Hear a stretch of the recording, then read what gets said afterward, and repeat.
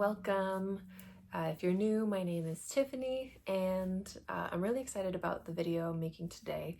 The topic is rebuilding the relationship you have with yourself.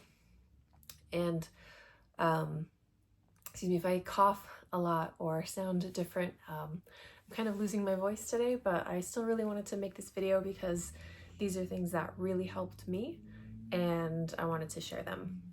I really strongly recommend getting out a journal, notepad, taking notes in your phone, because I'm going to be asking you some questions to really dive into where you personally need to do some work to rebuild the relationship with yourself. And my notes are over here, so if I keep looking down, that's why. The first thing I wanted to say is that if you are looking to rebuild the relationship with yourself, chances are you probably need to work on trusting yourself, liking yourself, valuing yourself, caring about yourself. And these are all precursors, I believe, to admiration, love, and self-esteem. So I think this is a great place to start if you are a little shaky in any of those areas that I mentioned. And like I said, this is something that I had to work on. And these are the things that worked for me. So the first thing I want you to think about is think of a relationship that you have with a good friend. And think about what makes that relationship work. And this is going to be your standard for how you relate to yourself. And liking is different than admiration. I think they can be sometimes mixed up when we're describing a friend of ours or what we like about a person, but they're not quite the same thing. And so, for example, I have a friend who is incredibly hardworking. She is getting her degree and she has a full-time job. And while I admire her work ethic, that's not the reason that we're good friends. If I think about the reason that we are good friends, it's because we share a lot of interests, but for the interests or beliefs that are different, it doesn't matter. It's not a problem. Sorry, this hair is gonna drive me crazy.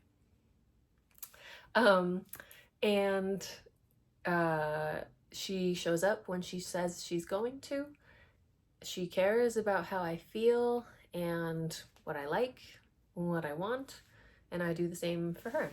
So find a relationship that you have a positive relationship with someone and use that to figure out what your standards are for liking somebody or having a good relationship with someone. We're going to dive into that a little bit more with these next few questions. So these are the questions that I want you to ask yourself, and through asking yourself this, you will find where you need to work on. First question to dive into: do I keep my promises or commitments to myself? And when I don't, do I have a good enough reason? What do I mean by that? I mean, what would be a valid excuse for a friend to not show up for me? And use that as the barometer to tell how good you are at keeping up with those promises that you make to yourself. For example, if my friend and I had plans to meet up somewhere and she never showed, what would be a good reason for her to not show up and not say anything, right? If she just said, well, I didn't feel like it and I didn't let you know, that would negatively impact my relationship with her, just like that would negatively impact your relationship with you. So that's the first question. The next question is, do I speak to myself like my friend would? And I think it's very easy to slip into talking to ourselves more harshly than than how we would talk to others or how we would let other people talk to us.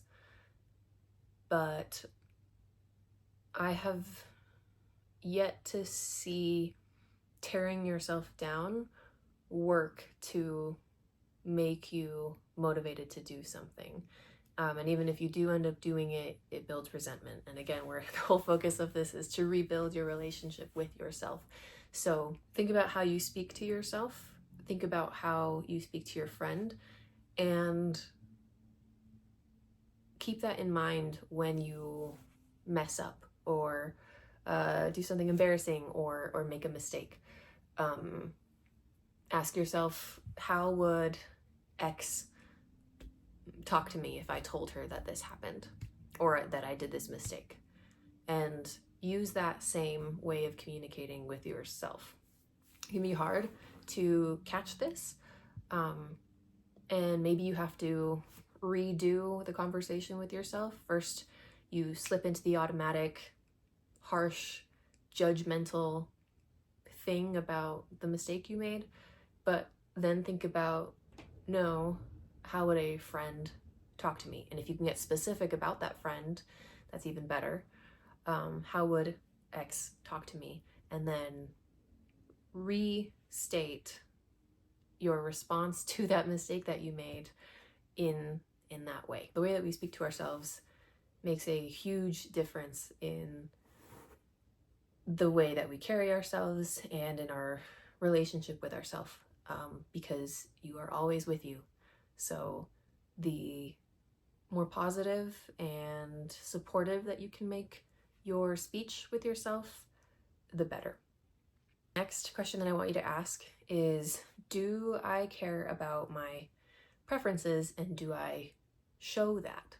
So I think a really good example of this is when you make a order at Starbucks and they bring you the wrong drink. Do you write off what you had wanted and say like, oh, it's too much of a hassle? Or do you go up to the barista and ask for the correct drink? Ask if they can fix your order.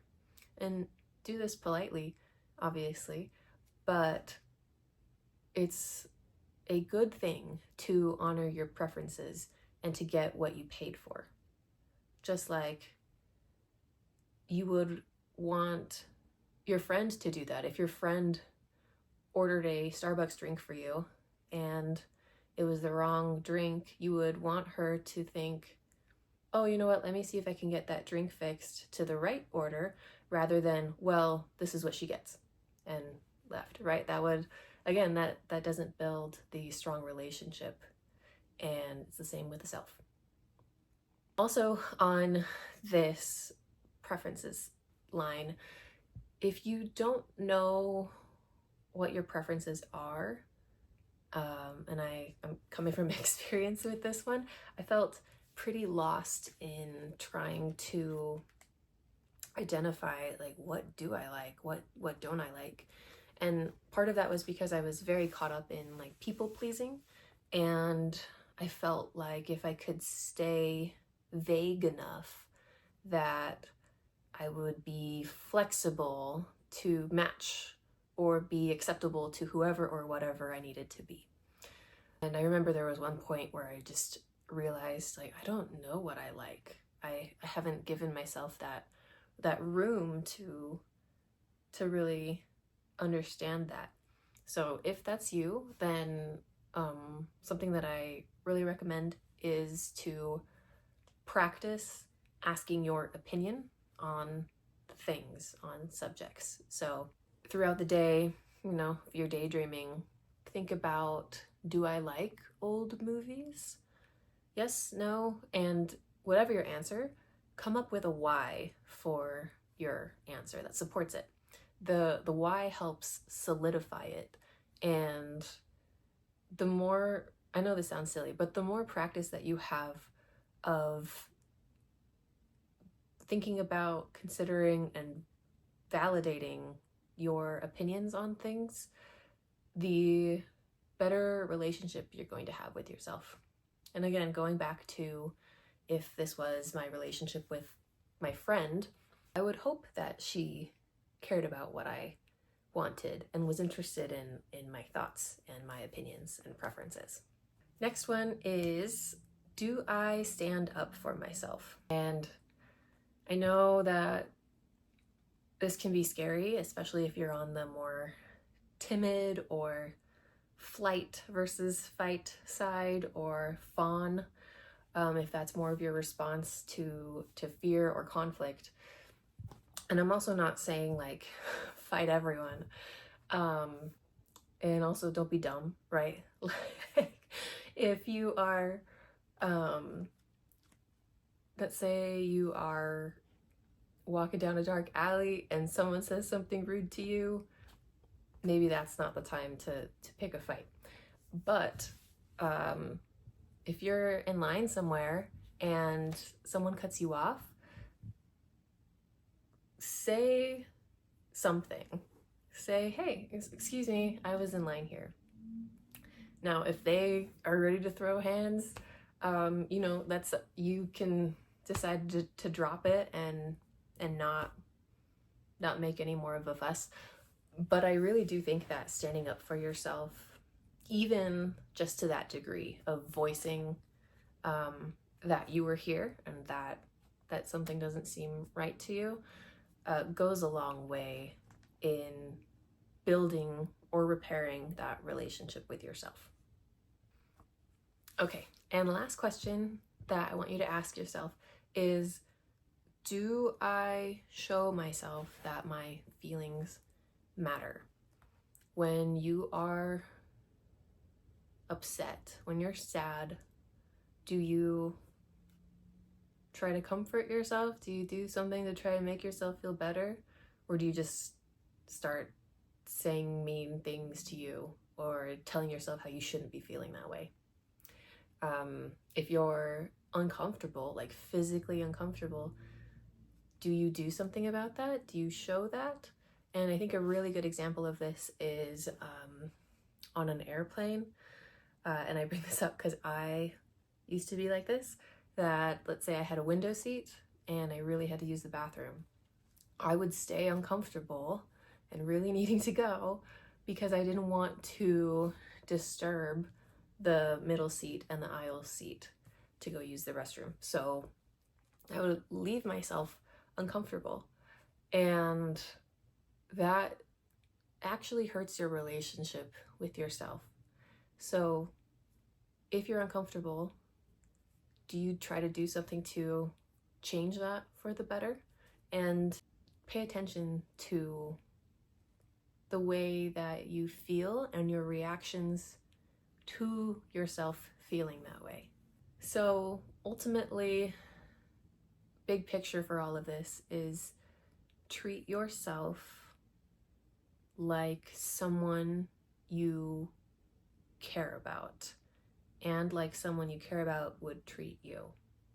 And that's why I started off with using the model of a friendship that you have to help you gauge what your baseline is that is going to make the biggest difference. So I'm going to recap here. Let me get my notes. These are the questions that I want you to ask yourself. First, think of a relationship with a friend, and what are the things that make that relationship work so well? Next question, do I keep the promises I make to myself? Do I speak to myself like my friend would? Do I care about my preferences? And do I show that? Do I stand up for myself? And do I show myself that my feelings matter? So think on these questions, write down your answers, and write down some of the things that you can change. And if you feel overwhelmed, start with whatever feels doable or possible and go from there. But I promise this will make a world of difference. And if you have struggled with self-love, which I know there's a lot of advice on loving yourself, but not really on how to do so, I believe starting to build a positive relationship with yourself, like with a friend, is a really good place to start. So thank you so much, and I will see you next week. Bye.